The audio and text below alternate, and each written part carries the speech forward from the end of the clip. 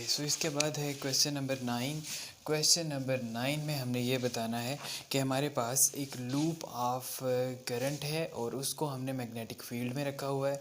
तो हमने ये बताना है कि किस तरह से अगर उसको रखा जाए तो जो मैग्नेटिक फील्ड है उस पर एक्ट होने वाली वो ज़ीरो होगी, यानी उसके अंदर कोई भी टार्क जो है वो प्रोड्यूस नहीं होगा। So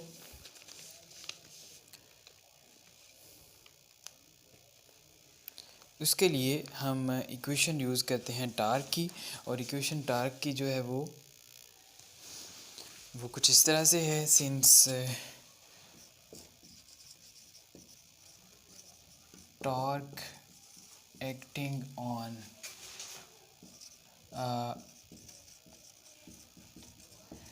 current carrying coil is टा is equal to NIAB into cos alpha. यहाँ पे n जो है ये number of turns of the loop है, I is the current, A is the area of the loop, B is the magnetic field and cos alpha जो है alpha is the angle between the plane of the loop and magnetic field. So इसके लिए जो torque है वो कब zero होगा हमने ये बताना है, और इसके अंदर कोई डिफ्लेक्शन प्रोड्यूस नहीं होगी। When plane of the loop is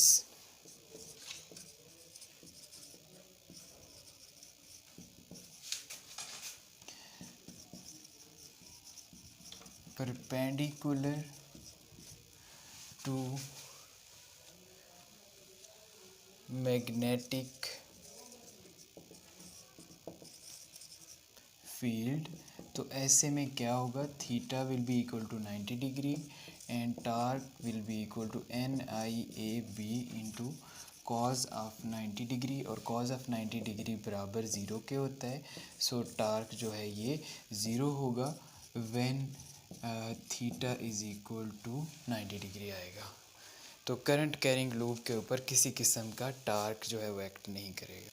question number 10 में हमने ये बताना है कि हमारे पास अगर एक लूप हो करंट कैरिंग तो उसको हम क्या मैग्नेटिक फील्ड को डिटेक्ट करने के लिए यूज़ किया जा सकता है या नहीं किया जा सकता है। तो अगेन इसके लिए वही फार्मूला होगा कि जब लूप जो है इसको हम मैग्नेटिक फील्ड की मौजूदगी में इसको रखेंगे तो इसके ऊपर एक टार्क प्रोड्यूस होगा, और ये जो टार्क होगा इसके लिए हमारे पास फार्मूला मौजूद है, और वो हम फार्मूला यूज़ करके टार्क को यूज़ कर सकते हैं और मैग्नेटिक फील्ड जो है इसको भी फाइंड आउट किया जा सकता है। सो क्वेश्चन नंबर 10 क्या होगा, when A loop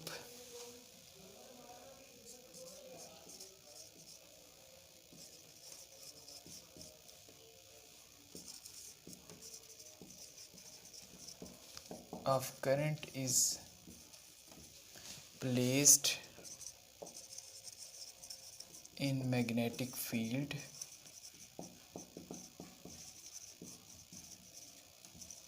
it experiences torque, so it can be used to detect magnetic field. Torque is given by किसके बराबर होगा, NAIB into cos of alpha. Next we have question number 11, और question number 11 में हमने ये बताना है कि अगर हमने आइसोटोप्स को अलग-अलग करना हो तो क्या हम मैग्नेटिक फील्ड इफेक्ट के ज़रिए से उनको अलग-अलग कर सकते हैं या नहीं कर सकते। तो आइसोटोप्स को अलग करने के लिए हम मैग्नेटिक फील्ड इफेक्ट को यूज़ कर सकते हैं। इसके लिए क्या करेंगे, आइसोटोप के ऊपर चूँकि चार्ज होगा कोई ना कोई नेगेटिव या पॉजिटिव, और चार्ज जो है उसकी मदद से हम इसको डिटेक्ट कर सकते हैं। अलग-अलग किस तरह करेंगे, जब मैग्नेटिक फील्ड के अंदर आइसोटोप्स को फेंका जाता है तो वो ऑब्वियसली परपेंडिकुलर जब फेंकते हैं तो एक सर्कल के ऊपर मूव करना शुरू कर देते हैं, अब वो जो सर्कल होगा उस दौरान में, उस मोशन के दौरान सेंट्रीपिटल फोर्स जो है वो बराबर होती है मैग्नेटिक फोर्स के। वहाँ से हम एक फार्मूला निकालते हैं जिससे हर आइसोटोप जिसका मास डिफरेंट हो उसका रेडियस डिफरेंट होता है, और डिफरेंट मास के आइसोटोप्स जो हैं डिफरेंट रेडियस के साथ अलग-अलग सेपरेट हो जाएंगे और हम इनको सेपरेट कर पाएंगे। सो इसके लिए हम क्या करेंगे, when isotopes are projected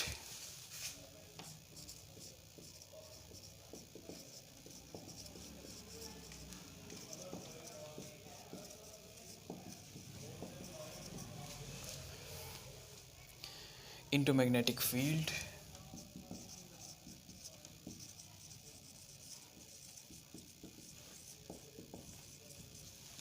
perpendicularly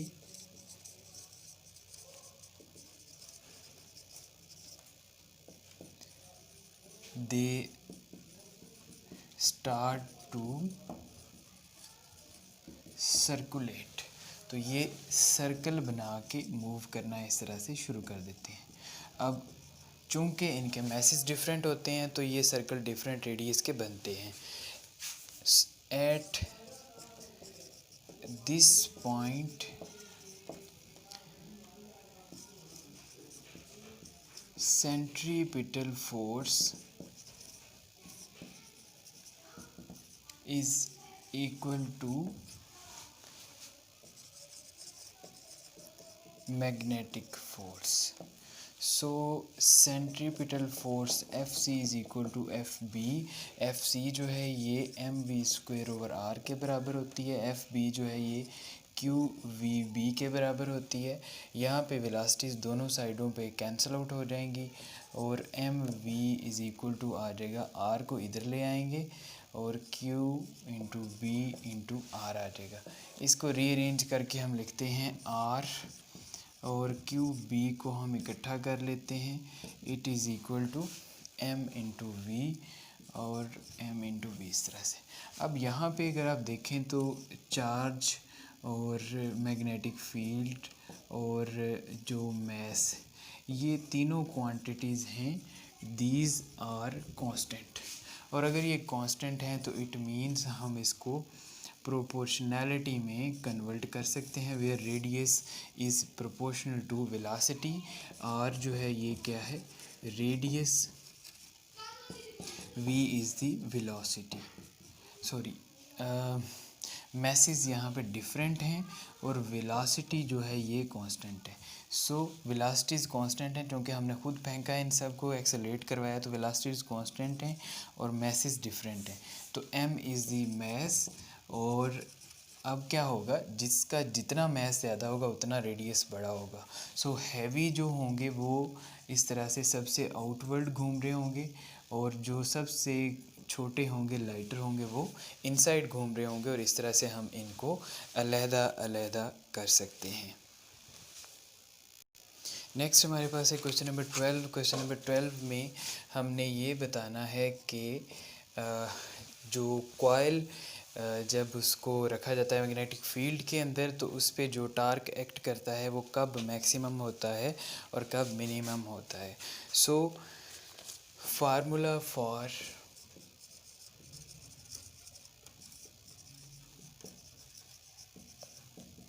torque क्या होता है, टा is equal to NIAB into cos of alpha.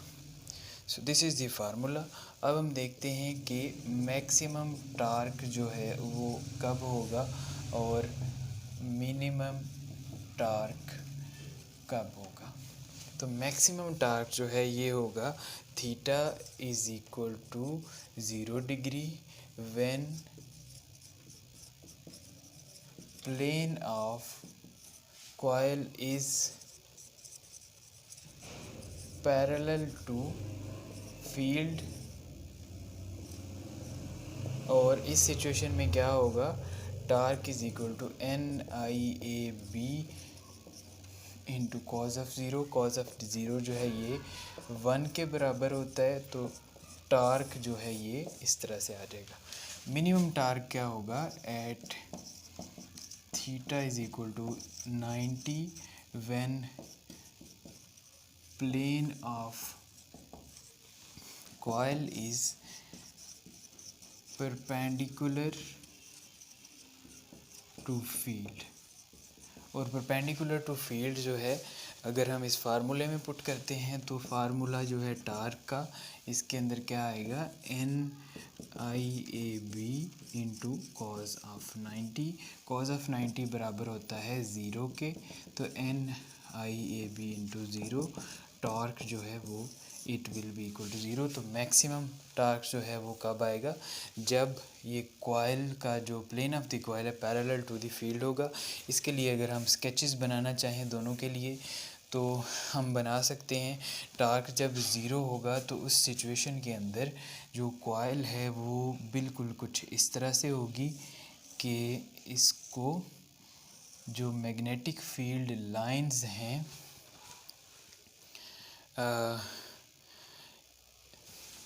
इसको हम रीड्रॉ करते हैं। लेट्स से ये इस तरह से कुछ परपेंडिकुलरली है और इसमें अब मैग्नेटिक फील्ड लाइंस की जो डायरेक्शन है वो ये है, इसमें एरिया की डायरेक्शन ये है। जब इन दोनों के दरमियान थीटा जो है वो 0 डिग्री होगा तो